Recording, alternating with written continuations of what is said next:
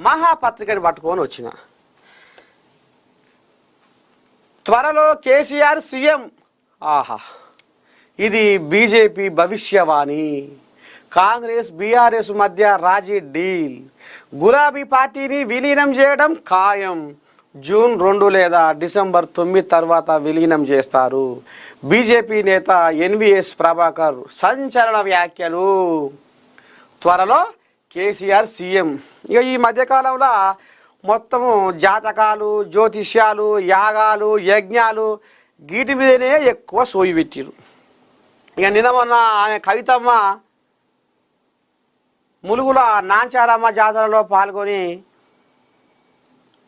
వచ్చేసారి పక్కా కవితక్క సీఎం, పక్కా కవితక్క సీఎం అని ఆమె జ్యోతిషం చెప్పుకుంది.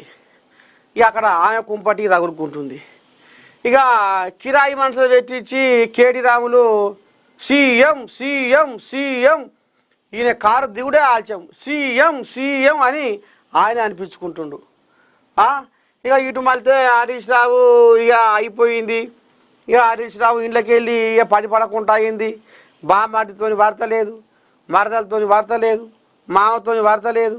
ఏదో మీది మాటకే కేసీరావు ఏ మాట చెప్తే ఆ మాటకు సై కొడతా, చెవులు ఊపుతా, గంగెద్దు లెక్క తలకాయ ఊపుతా అని అంటుండు. కానీ ఇక ఆయన కేటీఆర్కు నాయకత్వం వహిస్తా అంటుండు. కానీ లోపల ఆయన కాలిపోతుంది.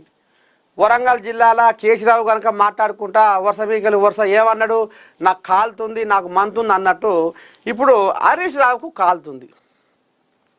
ఇక ఇంట్లోనే ఇంకో బాంబు బీజేపీ వాళ్ళు ఈ రకంగా బాంబు పేల్చారు. ఏంది, రేపు రాబోయే రోజుల్లో బీఆర్ఎస్ కాంగ్రెసు ఈ రెండు విలీనం కాబోతున్నాయి.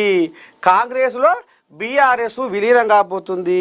ఇక అందులో ఆచి తూచి చూస్తే కేసీరావే సీఎం అనే కాడికి వస్తుంది కథ అని ఇక మరి ఈ కోల్యాగా ఈ ప్రభాకర్ కోల్యాగా జాతకము జారి పెట్టింది. ఇక ఇప్పుడు ఇది సోషల్ మీడియాలో